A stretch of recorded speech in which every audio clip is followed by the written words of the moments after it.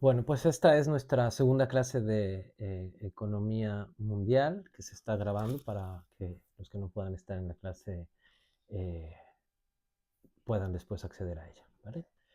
Em, bueno, en esta segunda clase lo que haremos es avanzar de nuestro diagnóstico de lo que hemos intentado hacer la clase pasada. No sé si recordarán que lo primero que planteamos era el desafío sobre las posibilidades de pensar, cómo era esa propia problemática cognitiva, cómo podemos plantearnos la propia posibilidad de pensar, la economía mundial con su complejidad.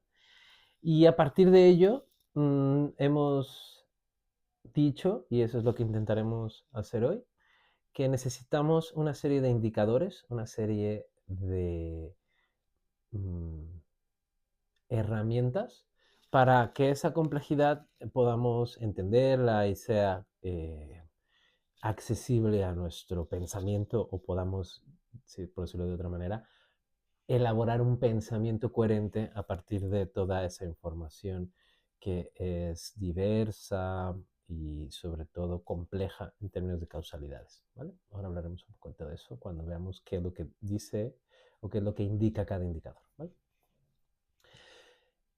Hemos dicho también la clase pasada que en estas maneras de poder pensar la economía mundial requerimos de herramientas, además, que nos ayuden a poder pensarla de una cierta forma. Esa forma es sobre todo una forma que se sostiene en la aspiración de neutralidad y de objetividad. La ciencia económica a lo que aspira es a crear aquellas leyes, aquellas teorías, aquellos marcos que no responden a ninguna visión política, ideológica, que no son la representación de intereses de algunos, sino que más bien responden a una descripción neutral, verificable de forma experimental, ¿no? Esa es digamos, la potencia política, por llamarlo de alguna manera, del método científico, ¿no? De librarse de la política, ¿no? De decir que fuera de la lucha partidista hay una ciencia, así como la física, la química, hay una ciencia que es la ciencia económica, que responde no a maneras de ver el mundo, sino a información objetiva y neutral, eh, y que es esta ciencia la que nos dice cómo son las cosas y por lo tanto cómo deberían de ser. Para que esta ciencia, o mejor dicho, la manera, el idioma de estos argumentos científicos, el idioma en el que mejor se encuentra, particularmente para la economía, es el de los números. Es decir, la matemática, la aritmética, son lenguajes que no admiten ideología. Da igual que uno sea blanco, negro, gay, musulmán, mexicano. Da igual, 2 más 2 es 4. Entonces, esta especie de mm, transversalidad de la ideología es una de las cuestiones más importantes en términos de los números y la economía. Es decir, nosotros pensamos la economía en números, pero no necesariamente tendremos que hacer la traducción de que la economía mundial son los números de la economía mundial. Una economía también podría ser una economía de lo cualitativo, ¿vale? Una economía que haga un análisis fenomenológico de la buena vida. Sin embargo, hemos preferido, y ahora hablaremos del por qué, hemos preferido el lenguaje de los números. Ya he dicho yo en esta explicación del por qué el lenguaje de los números, he dicho su neutralidad. Pero no solamente es su neutralidad la que explica su uso, es también su utilidad. Es verdad que las matemáticas y los números nos ayudan a poder analizarlo y pensarlo mejor. Es decir, si nosotros traducimos la complejidad de la realidad en números, lo que hacemos es poder traducirla a un lenguaje que nos permite, sobre todo y particularmente, compararla. Si yo no puedo comparar, no puedo evaluar. La idea filosófica, digamos, de la decisión, cómo puedo decidir, tiene que ver con la presentación de posibilidades sobre las cuales decidir, ¿no? Es decir, el hombre racional, ese que piensa su libertad, lo hace confrontado con opciones. Si uno no tiene opciones, no tiene libertad, ¿no? Por eso es que el destino, una visión del destino dictada por cualquier deidad, limita la libertad, porque entonces uno no puede decidir, no hay opciones, ¿no? No puede uno decir esto o esto, no hay posibilidad de comparar las diferentes posibilidades. Si es así, es así. La propia idea de libertad de hombre racional e individual que viene desde la Ilustración hasta nuestras fechas es sobre todo, o digamos, se entiende como una posibilidad de comparar opciones, de poder tomar decisiones a partir de la comparación. El método comparativo nos ayudará no solamente en términos de comparaciones sincrónicas, sino también diacrónicas, es decir, no solamente comparar em, relaciones, situaciones, productos, decisiones en el momento, sino también en el tiempo. Como habrán visto en sus clases de historia del pensamiento económico, la ciencia económica va avanzando, particularmente con la aparición de los clásicos, con la aparición del tiempo como una determinante que influye en la rentabilidad de la inversión, en la ganancia, en el salario. Con lo cual es posible no solamente hacer una comparación en términos del mismo momento, sino además comparar las situaciones de forma temporal. Si podemos comparar, podemos evaluar. Por eso es que necesitamos los números, sobre todo para poder también evaluar nuestras decisiones. Esto es muy importante en la economía mundial. La economía mundial se rige por un marco teórico derivado de un desarrollo de las políticas o de la disciplina de políticas públicas. Dentro de la disciplina de las políticas públicas, la economía ha entrado en una cierta manera de ver las políticas públicas económicas, pero el marco cognitivo de una política pública, que es a partir de la cual se piensan y se implementan las decisiones, es básicamente la elaboración, las etapas de elaboración de la política, ¿no? El diseño de la política, la implementación de la política y luego la evaluación de la política.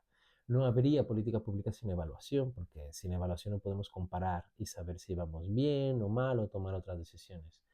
Insisto, esto es importante porque ahora mismo una de las complejidades de la economía mundial tiene que ver con su evaluación. ¿Cómo vamos?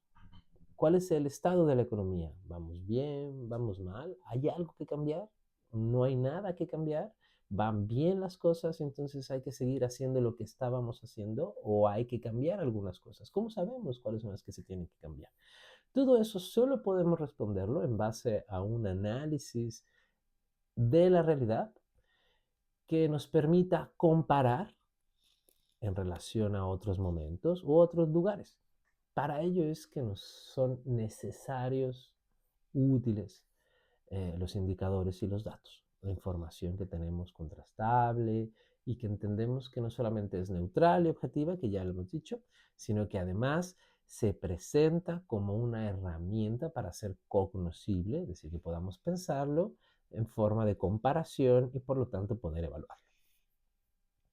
Si esto es así, si entendemos o si aceptamos que hay un proceso de la manera de poder pensar la economía mundial, entonces entenderemos perfectamente por qué nos interesa tanto en la academia y en la discusión pública indicadores como el PIB, el indicador sobre el Producto Interno Bruto, que es el indicador par excellence, como dicen, ¿no? Como el indicador por excelencia, el indicador que nos dice si la economía va bien o la economía va mal.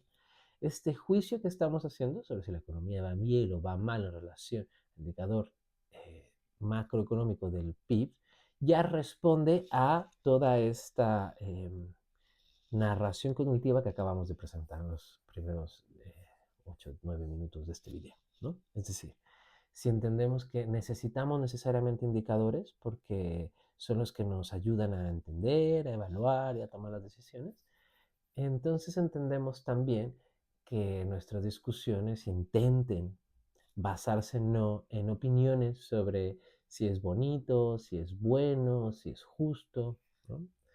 Sino en análisis objetivos y neutrales a través del lenguaje de las matemáticas que nos permitan comparar para ver si vamos mejor o peor en relación a qué.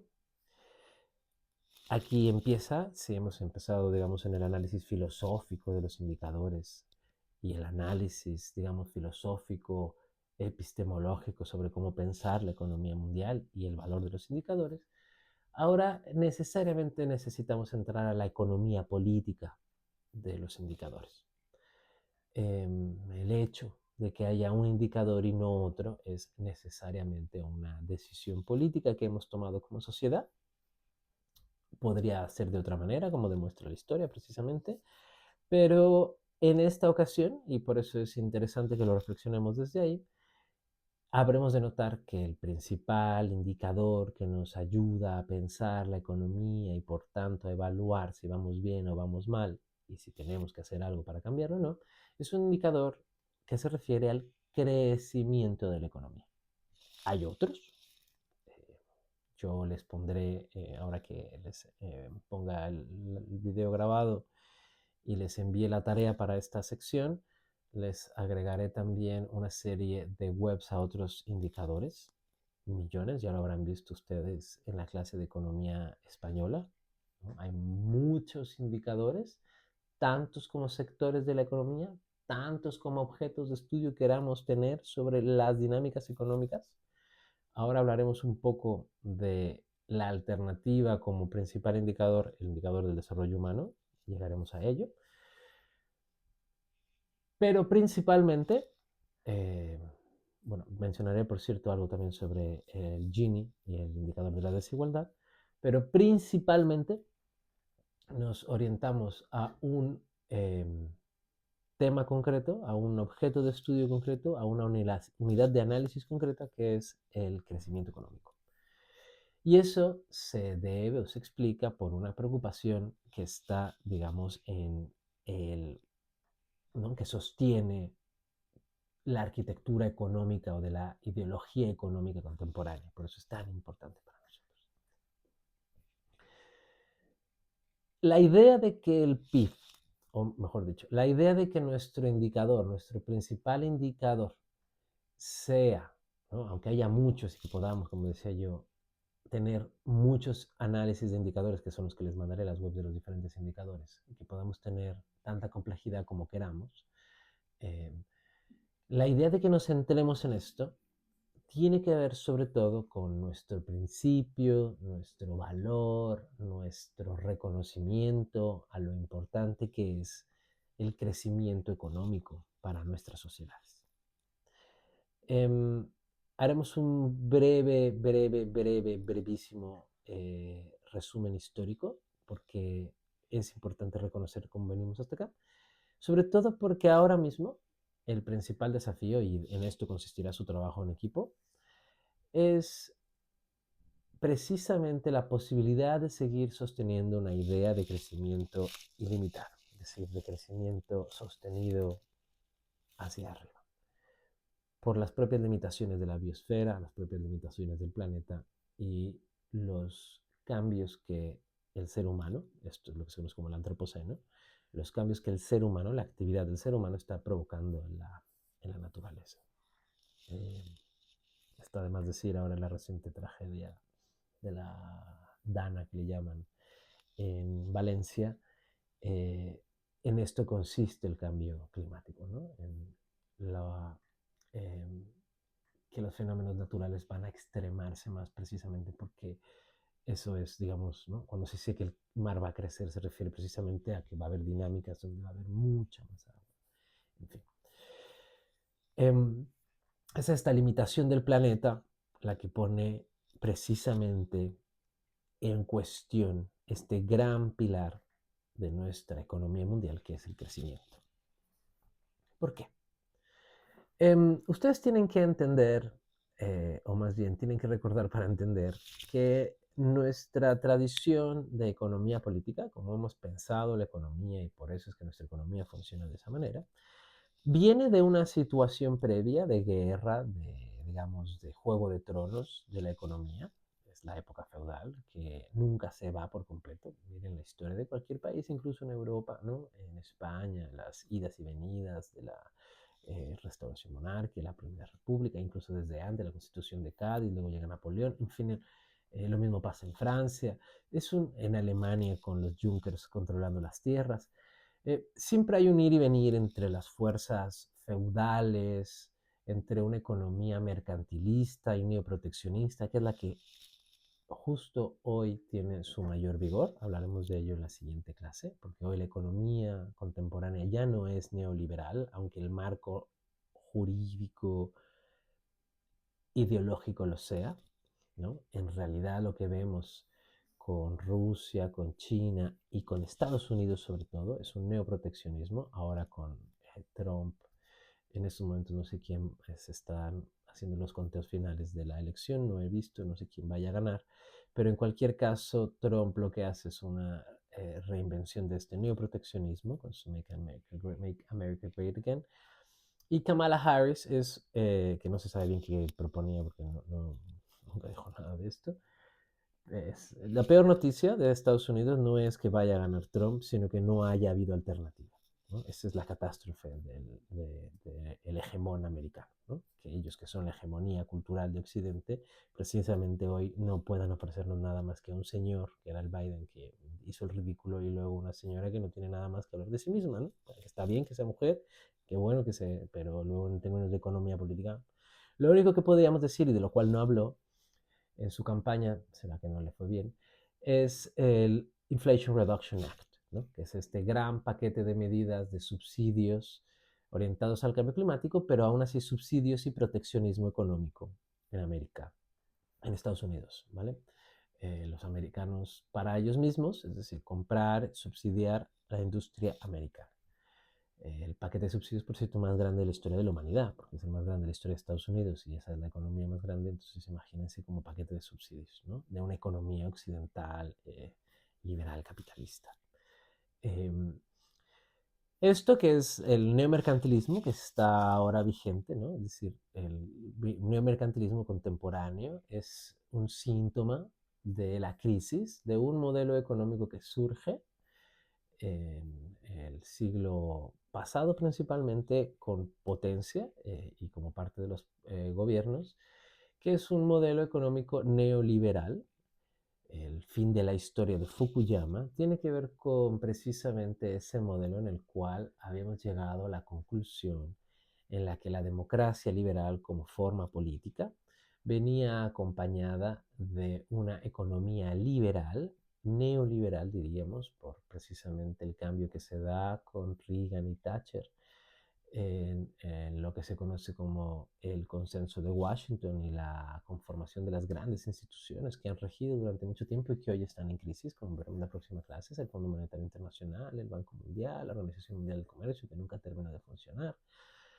Ese marco, que era un marco kantiano de solución de los problemas globales a partir de una paz perpetua que se sostenía en el intercambio comercial, en la democracia, ese modelo, que era una promesa de mejores condiciones de vida para todos basados, insisto, en un modelo de economía y de comercio libre, cuya propia dinámica de acumulación, y esto es, digamos, la gran contribución de Adam Smith al pensamiento económico, no es su mala interpretación de la mano invisible, que él no dice que haya, ¿no? Que se lo deje al libre mercado, él está a favor de una ciencia del buen,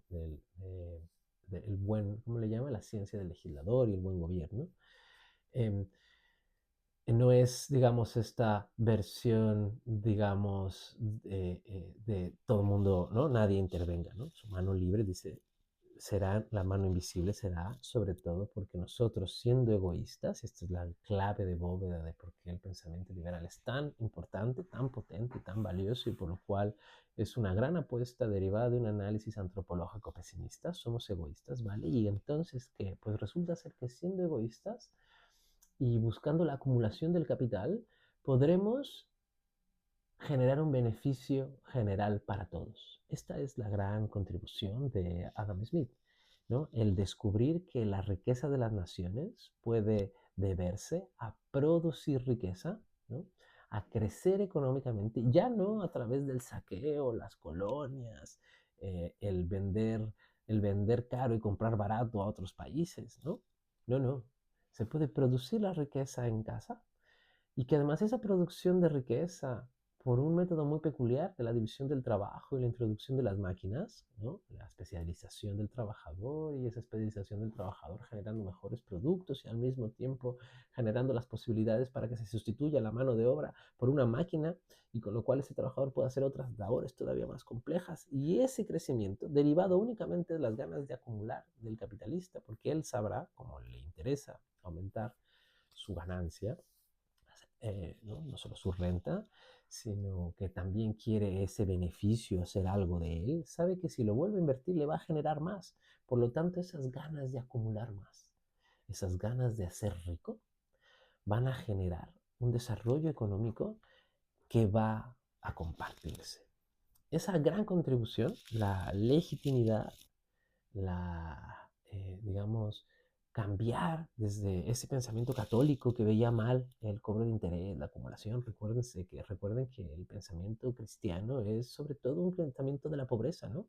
Antes entrará, ¿cómo es esta frase bíblica de que antes entrará un camello por la cabeza de una aguja que un rico al reino de los cielos? O Jesús entrando a la iglesia diciendo, ¿no?, que se vayan los mercaderes que estaban ahí vendiendo y comprando en las puertas de la casa del Señor, ¿no?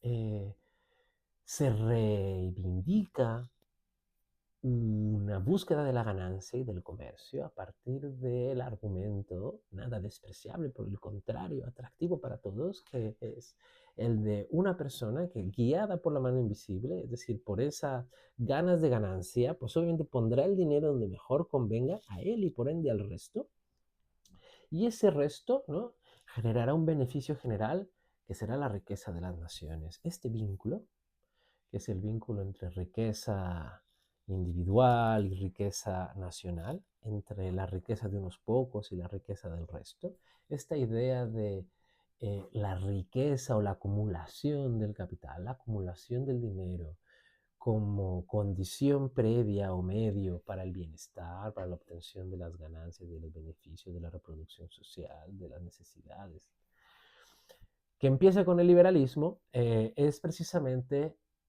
visto desde el liberalismo una alternativa, la del comercio internacional, a esa visión neoproteccionista, mercantilista del Estado, que propone que va a haber una guerra de todos contra todos y que por eso hay que competir y por eso hay que subir, poner aranceles, apoyar la propia industria, ¿vale? La apuesta de la economía liberal, que llega a su conclusión o a un giro dramático con el neoliberalismo, cuando se introduce una política económica distinta, que ustedes habrán visto que es muy distinto el liberalismo de Adam Smith y David Ricardo al monetarismo de Hayek. Una vez que dan ese giro de tuerca, lo que se establece con el fin de la historia es que lo mejor a lo que podemos aspirar, que es la apuesta liberal, es resolver los conflictos globales a partir de un desarrollo económico, o dicho mejor, un crecimiento económico que va a producir un desarrollo humano, un bienestar general, a través del comercio internacional, de organizaciones internacionales que lo organicen, de esto hablaremos más la próxima clase, y generando esta especie de acumulación esto hay una metáfora que se utiliza para desacreditarlo, pero bueno, es una exageración, pero es porque es una caricaturización, ¿no? Esto de las copas de champán que se iba a ir desparramando. Eh, Esta idea es la que está, digamos, en el fondo o acompaña todo este largo y difícil proceso de liberalismo para ofrecerse como una alternativa de economía política nacional y global. La crisis del modelo económico contemporáneo, ¿no?, que no de la economía sigue diciendo, está en crisis la economía, bueno, la crisis, no, la economía funciona, lo que está en crisis es lo que nos la explica y sobre todo cómo lo orientamos, si es que intervenimos, no intervenimos, los marcos a partir de los cuales la explicamos, ¿no? Lo que está en crisis quizás, sobre todo, son las teorías que nos decían que haciendo algo iba a haber un resultado cuando no es, ¿no? Entonces la crisis es del paradigma, eh, porque la economía no es que esté en crisis porque haya gente que está desempleada y haya unos que lo acumulan. Eso es así, el capital funciona así. no solo, ¿no? O sea, ya no lo decían, no lo iban adelantando los clásicos, pero nos lo dijo Marx con las contradicciones internas del capital, y nos vino a decir después Schumpeter que era así, que había una tendencia al monopolio, que la economía de escala era lo que generaba la acumulación de unos cuantos. Por eso es que Schumpeter decía con muy malas, como muy malas noticias, así como Nietzsche dice de muy mala, ¿no? Digamos como la mala noticia de Dios ha muerto, y lo dice con pena, o sea, como un problema, no como una victoria. De igual forma, ¿no? Marx, que ve las contradicciones del capital, los ve de nuevo Schumpeter y lo dice de esa forma, como una, ¿no? Dice, es que vamos a llegar a un momento donde no va a haber más, porque efectivamente hay unas contradicciones internas ahí. No es, digamos, no es que la economía tenga una crisis, lo que está en crisis es el modelo que nos decía que haciendo una cosa iba a darse otra. Por eso es que ahora mismo lo que vemos en la economía mundial es una crisis para explicarla, porque lo que hay es sobre todo una crisis del modelo neoliberal que le daba sentido. ¿Cuál era este sentido? Y por eso es que la unidad 2 se llama crecimiento y desarrollo. Porque lo que le daba sentido, que era la hipótesis liberal, que es además no solamente una hipótesis, sino una apuesta por la paz. Y esto es muy importante porque, por ejemplo, para un liberal es una muy mala noticia que saquen a Rusia del Comité Olímpico Internacional o de la FIFA, porque no tiene nada que ver la organización internacional, los organismos internacionales, la diplomacia, como una alternativa a la guerra mercantilista feudal del soberano, ¿no? No un liberal, un burgués liberal de verdad, tendría que ver con desprecio a esos feudales de la Unión Europea que están metidos en guerras y se pelean con Alemania. Una verdadera burguesa era Merkel, que entendió que lo mejor para evitar la guerra en Europa era comprarle el gas a Rusia, porque así desarrollaba la economía. El argumento fundamental era que de ese modo se reducían los costes y había un crecimiento económico y por lo tanto un desarrollo humano. Así que podemos ver y empezar a entender que nuestro principal indicador económico obedece sobre todo a nuestra principal apuesta del por qué organizamos la economía y cómo la organizamos. Es decir, nosotros venimos de una reflexión, que es la reflexión de la economía política, sobre cómo podemos generar riqueza, una riqueza que es indispensable para la sobrevivencia de las personas que viven en ese estado. Recordemos que el libro de Adam Smith se llama La riqueza de las naciones. ¿Vale? ¿Cómo se hace una nación rica? Lo que hemos aceptado todos, y ese es las reglas del juego político y cultural, porque todos trabajamos bajo las mismas hipótesis intelectuales cuando analizamos y pensamos el mundo, es que lo que sea que se tenga que hacer, lo que sea que se vaya a hacer, debería tener como objetivo promover el crecimiento económico.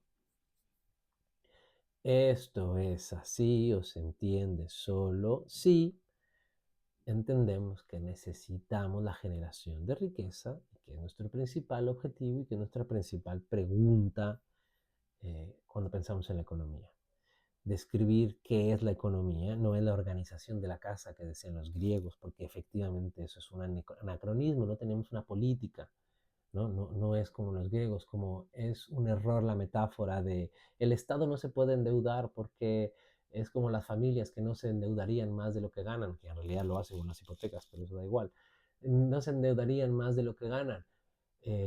Bueno, pero por eso es que el Estado tiene un banco central y una familia no tiene un banco central. ¿Vamos? Es como, son cosas distintas. Pues así como para los griegos la economía es la organización de la casa, la economía en la época moderna, para nosotros la economía, tiene que ver con generar riqueza en los estados, cómo generamos esa riqueza en los estados y cómo organizamos, por lo tanto, por eso es que siempre hay economía política, cómo organizamos dentro esa distribución de la riqueza. ¿Quién reparte los beneficios? ¿Quién señala en qué se invierte y en qué no? Esa es toda la larga discusión sobre la economía política. El keynesianismo dirá que hay que invertir en infraestructura. El liberalismo de Hayek dirá, dejémosle todo al mercado, hay que privatizar lo máximo posible, el Estado mínimo. Ambas son posibles respuestas a la pregunta de cómo provocar el crecimiento. Por eso es que la crítica contemporánea, ecológica al crecimiento es actualmente la crítica más importante al modelo económico. Ya no es la marxista. O dicho de otra manera, después de la amenaza marxista al capitalismo, que además el propio Marx, ¿no?, hablaba de los beneficios del capitalismo y de las fuerzas productivas, pero las propias contradicciones y la mercantilización, etcétera, llevaban a que fuera necesario superarlo, pero pasar por ahí, ¿vale? ¿No? Como una fase necesaria. Pues el marxismo, que aún así aceptaba el capitalismo, pero lo ponía en crisis señalando sus propias contradicciones, lo que pasa ahora con esta crítica es que viene a decirnos que hemos sostenido los 200 años de pensamiento económico político en una necesidad de crecer, es decir, de aumentar la riqueza. Y el problema es que ese crecimiento tiene una correlación, viene vinculado digamos, un arraigo, un vínculo, una interdependencia, una ir y venir, un sistema cerrado, si quieren pensarlo en términos de Luhmann, con la naturaleza. No estamos fuera de ella. Desde el principio, desde que se empieza a pensar la economía clásica, no solo con Adam Smith, David Ricardo, sus primeras conclusiones sobre la ley de rendimientos marginales decrecientes, se hace a partir de un análisis de la Tierra, sabiendo que las tierras no todas son fértiles y que además se van agotando. Es el propio modelo económico clásico de David Ricardo el que ya nos viene a contar, ojo, que vosotros dependéis de algo que se va a ir deteriorando. Por eso es que David Ricardo dice, a ver si empezáis a dejar de invertir en la tierra e invertís en las fábricas, porque aquí, al contrario, usted le pone y le genera más. Vale. Pues esa intuición que ya estaba desde ahí, hoy nos viene a caer en la cabeza, y nunca mejor dicho para la gente que ha sufrido en Valencia, ¿no?, con los propios límites insuperables del medio ambiente. Si ustedes aún no creen en el cambio climático, yo solamente les invitaría a que leyeran cualquiera, ojalá el último, de los informes del panel de expertos en cambio climático de las Naciones Unidas. Es un grupo de científicos sin interés económico político, claro. Ahí está la evidencia. Si leyendo eso aún así tenéis dudas, pues yo no puedo ya hacer nada para ello. Lo único que sí les haría ver es que precisamente la discusión económica tendrá que necesariamente incorporar dentro de su trayectoria intelectual las críticas contemporáneas al crecimiento. Es decir, si nosotros necesitamos crecer, ¿qué pasa cuando no crecemos? Hay un correlato a esto antes de que lleguemos al gran desafío ambiental, y por eso es que su trabajo en equipo va de esto, es decir, va de explicar, digo, de reflexionar sobre este nuevo desafío que nos toca a nosotros pensar. No, hay ahora mismo un filósofo japonés que está precisamente, que está ahora de moda, no recuerdo el nombre, que está pensando, ¿no?, como el marxismo y la naturaleza, y repensando la naturaleza, ¿vale? O sea, es un proceso ahora mismo, todo el mundo está repensándose, y la Unión Europea, antes de que fuera ahora mismo la Unión Europea de la ministra de Defensa Ursula von der Leyen y no de la economista Merkel, cuando era ese vínculo aún, pues había ese interés por el cambio climático. Como ahora estamos en manos de la ministra de Defensa alemana, pues ya no nos importa. Ustedes tendrán que hacer esa reflexión en el trabajo de equipo. Lo importante, y es un poco ya para regresar más allá del desafío, es entender. Y esto es, digamos, por lo cual es tan preocupante que ya no podamos seguir creciendo según el límite de la biosfera. Y es que lo que justificaba la acumulación, como ya lo he dicho desde Adam Smith, lo que justificaba que creciéramos es que era necesario para que hubiera un crecimiento, un desarrollo humano, que pudiéramos vivir mejor. Estoy diciendo desarrollo humano, pero estoy cometiendo una trampa ya, porque al decir desarrollo humano estoy utilizando ya una noción que tiene características muy concretas. La idea de desarrollo humano es obviamente una manera de pensar el bienestar general, la calidad de vida, la buena vida. Entendemos ahora mismo que como indicador de desarrollo humano se puede utilizar un indicador desarrollado por las Naciones Unidas, precisamente, valga la redundancia, eh, que tiene como base la educación, la mortalidad, la educación, se me olvidan otros dos, de las personas, ahora lo reviso, mil disculpas, construye o intenta construir una manera de pensar en términos económicos el bienestar humano, ¿no? Es decir, la esperanza de vida es una manera de valorar, ¿no? Que si vivimos más años, pues es un desarrollo en salud, en alimentación, intenta sugerirnos, eso es lo que hace un indicador. Un indicador nos sugiere, nos indica que pues si aumenta la economía va a aumentar el desarrollo. ¿Qué significa el desarrollo? Pues el indicador sobre el desarrollo humano nos indica que si crece ¿no? Si se llega a mayor edad, pues quiere decir que igual hay mejor alimentación, mejor salud. Si llegan a un mayor grado educativo, quiere decir que entonces, por ejemplo, las familias tenían recursos y no los han sacado de la escuela para ponerlos a trabajar. Significa también que estas personas podrán seguir estudiando y por lo tanto entrar a mejores trabajos y por lo tanto tener una mejor vida. Hay muchas cosas relacionadas con los indicadores. Voy a ir buscando esto porque no me gusta que se me vaya a ir, queda muy mal. A ver, ¿cómo puede ser? Es decir, esperanza de vida, la educación, indicador de ingreso per cápita, ¿vale? Cuánto dinero reciben por persona. Hay una correlación, ¿vale? Y lo que se entiende es que necesitamos el crecimiento económico para el desarrollo humano. Ahora bien, si esto es así, si esta relación es así, que para que nosotros tengamos una mejor vida necesitamos crecer económicamente, por lo tanto estaremos muy preocupados de cómo crecer. Y ahí es donde ustedes encontrarán el valor, la importancia del texto que han leído sobre la dinámica económica, las dinámicas económicas estructurales, particularmente el papel de la innovación.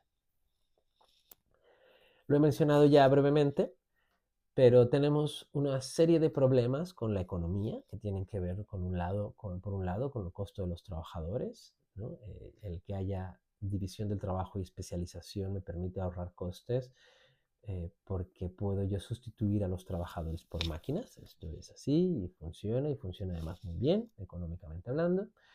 Y al mismo tiempo, el que yo pueda reemplazarlos implica que a los trabajadores les doy la oportunidad de que dejen de hacer una tarea que quizás será tan sencilla como para que pueda reemplazarlo a una máquina y entonces esa persona pueda ser empleada en algo que pueda requerir mayor trabajo y por lo tanto pueda ganar un mejor salario, ¿no?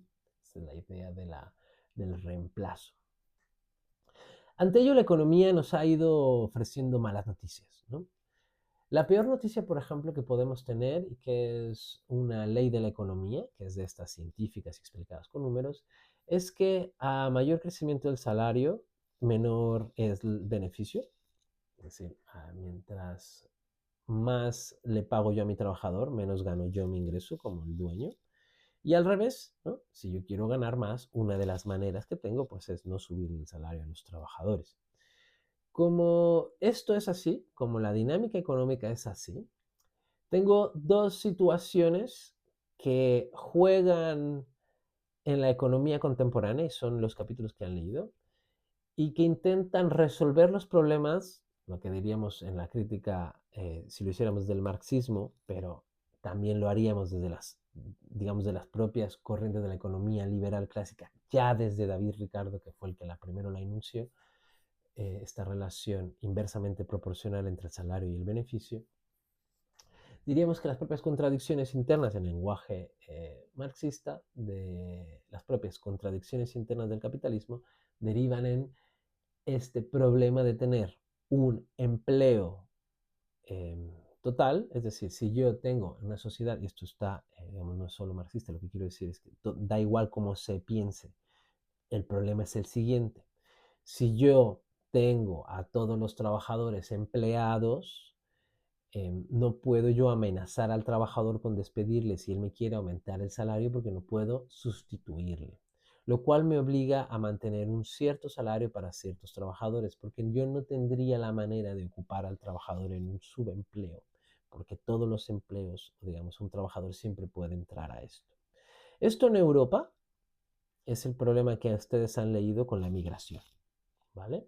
Es un problema polémico, es un problema quisquilloso, es un problema utilizado por la política, es un problema que ahora mismo enarbolan las alternativas políticas porque es lo que les queda.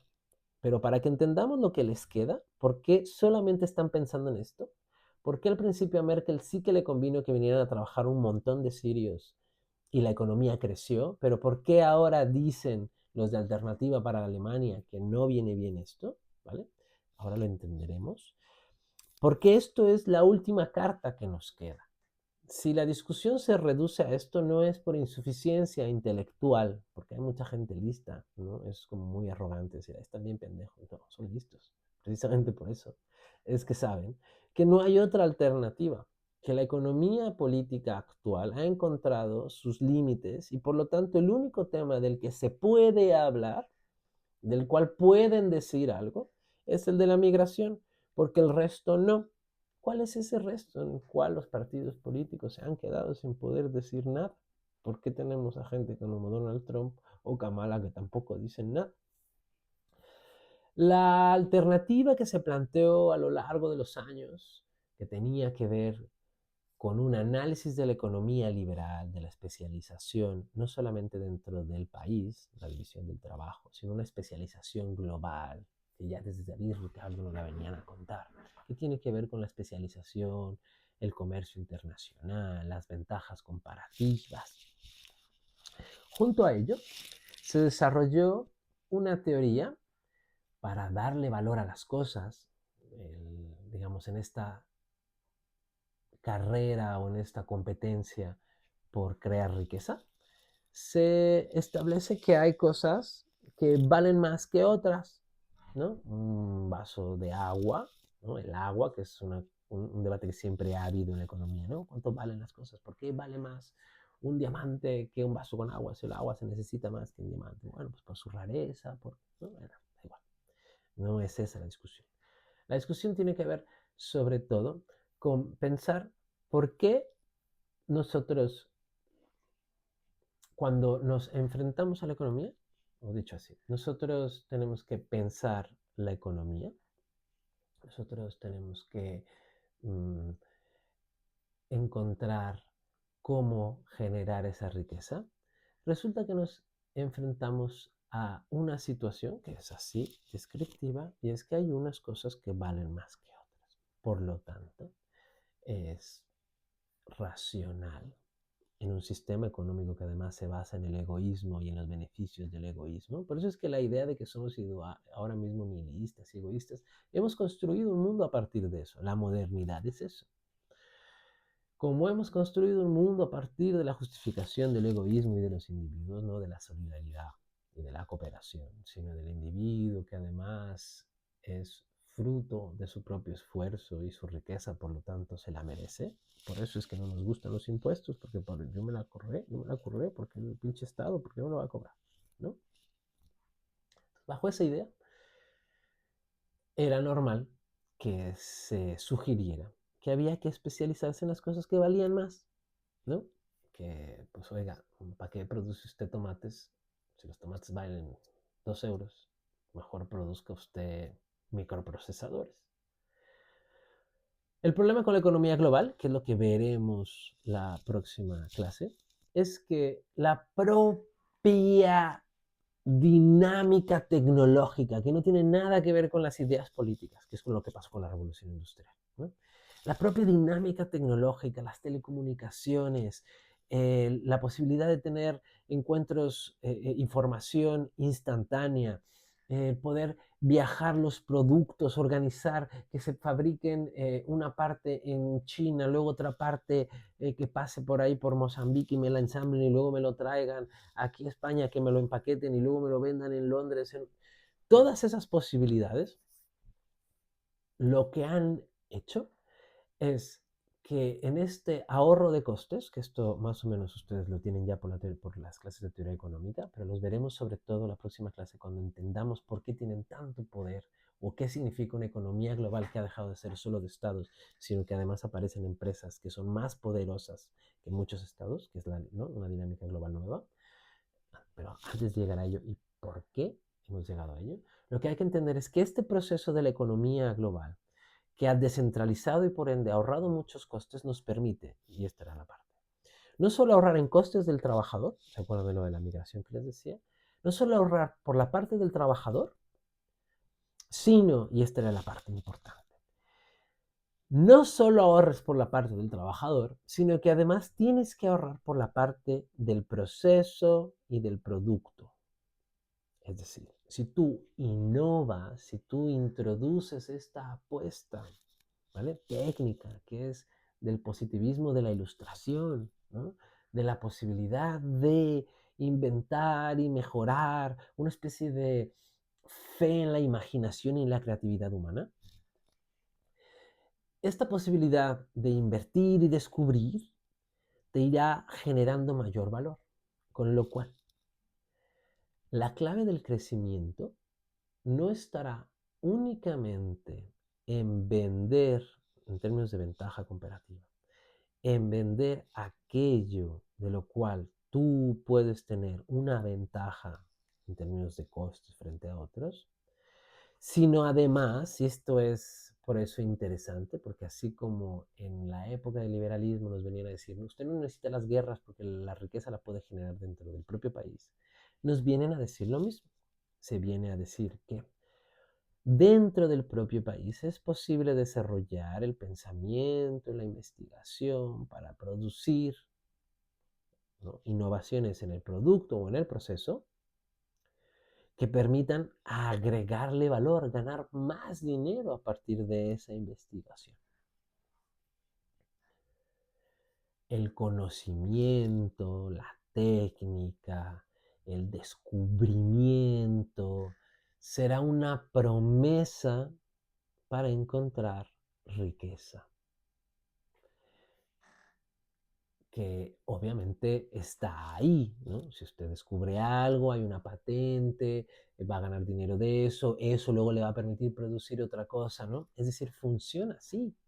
Y como funciona así, la receta será la del crecimiento. Ahora, lo importante es que pensemos cuáles son las otras alternativas para encontrar la importancia de esta. Ya hemos dicho, si el debate contemporáneo se debe a la migración, es porque es una alternativa.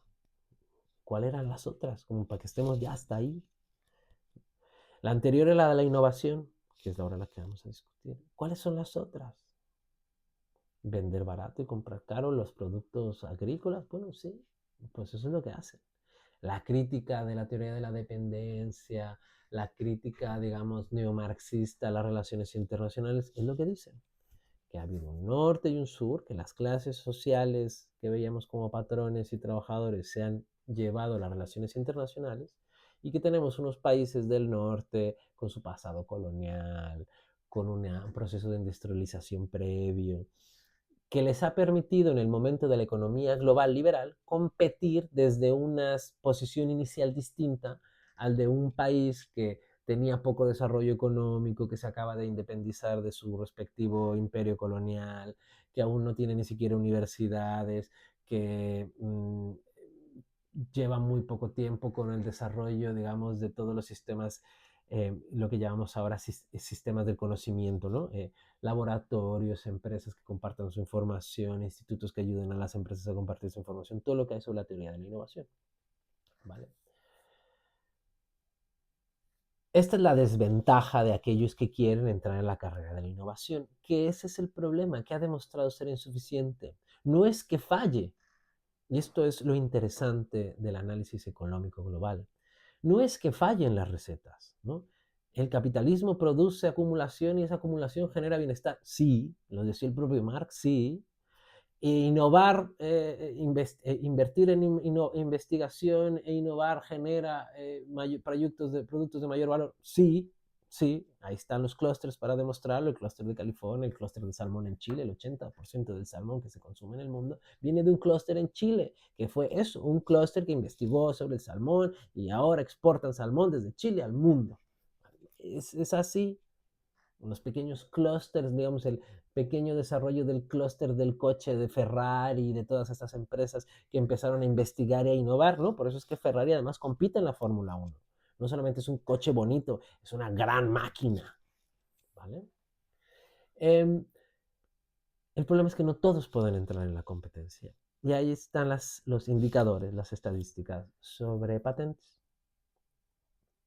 Una de las cosas que dirán quienes denuncian el camino de la innovación como escalón para el crecimiento necesario para el desarrollo, una de las cosas que dirán es, usted observe este ranking de países con patentes, que es, digamos, la manera en la que nosotros podemos evaluar, digamos, esa vitalidad innovadora.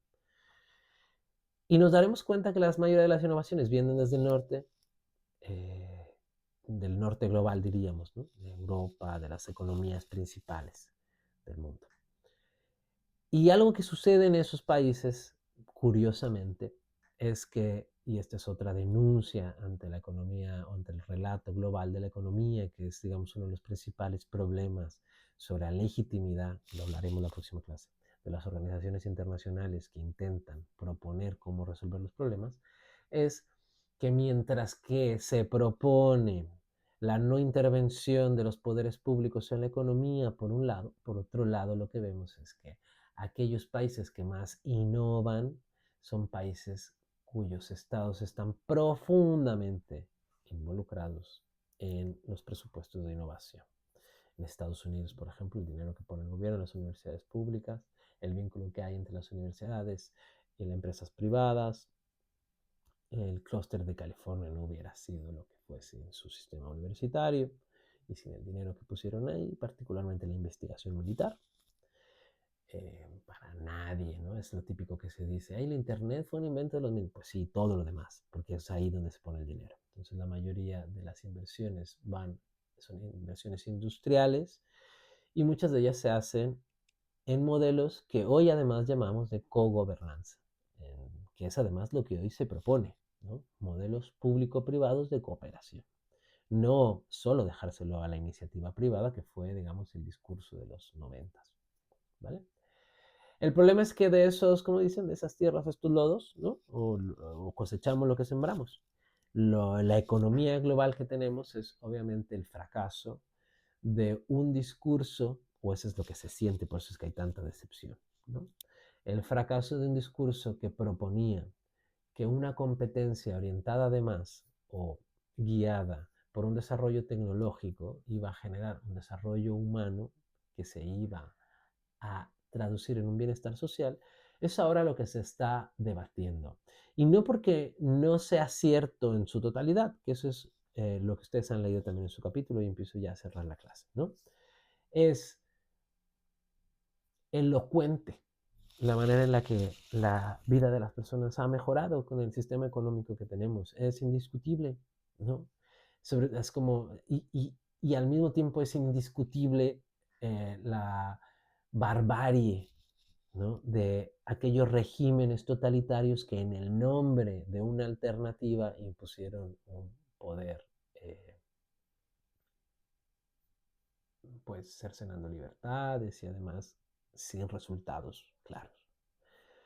Entonces, frente a esa alternativa que obviamente no funcionó y que nada tiene que ver, por cierto, con los escritos de Marx, eso es, ¿no? Eso es otra cosa. Frente a esa alternativa que no funcionó y el final de la historia que no terminó siendo lo que era, ¿no? Es verdad, por eso decía, es verdad que sí que hubo un desarrollo económico, es verdad que el bienestar de la sociedad se vio, y por eso ustedes lo leen en la radiografía donde se nota el crecimiento, se notan los beneficios del modelo económico liberal capitalista. Lo que está a debate es que obviamente donde más se nota, por ejemplo en Europa hubo una gran intervención del Estado, que fue la que después se dijo que se quitara. O sea, hoy pocos creerían en ese dogma del Estado neoliberal. Hoy esa derecha ya no está, hoy la derecha que vemos nueva, digamos, ¿no? O sea, ya no es posible ahora decir izquierda, estatalismo, derecha, no estatalismo, ¿no? Ahora las coordenadas han cambiado. La derecha europea es una que cree en la intervención estatal, está a favor del capitalismo, pero no del neoliberalismo, no confundamos, es como Trump. Trump está a favor del capitalismo, pero no del neoliberalismo. Y para que entiendan esto hay que pensar en China. China es un país marxista, de un partido comunista, pero que es capitalista, porque para entender esto hay que entender bien a Marx, porque si no, no se entiende, porque Marx no estaba en contra del capitalismo. Marx creía que el capitalismo era una fase a la que luego había que superar, ¿no? Había que pasar por ella y luego overcoming, ¿no? Como venir después, sobrepasarla, ¿no? Entonces es evidente que están ahí los beneficios, es evidente que la investigación y la innovación funcionan. Lo que no es tan evidente es que eso genere el beneficio general para todos. Eso es, digamos, lo que se ha intentado contrarrestar con los derechos y las prestaciones sociales donde ha intervenido el Estado. Por eso es que el enfado es mayor en Estados Unidos que en Europa, porque ahí sí que el Estado ha intervenido menos, con menos derechos. Piensen ustedes, por ejemplo, en la sanidad, ¿no? Es dramático que no puedas ir a un médico, o sea, muy difícil ir a un médico, y que aquí haya un sistema de salud, además como el de España, que es de los mejores, pese a que no tiene mucho presupuesto como le gustaría, ¿vale? Esto hay que decirlo.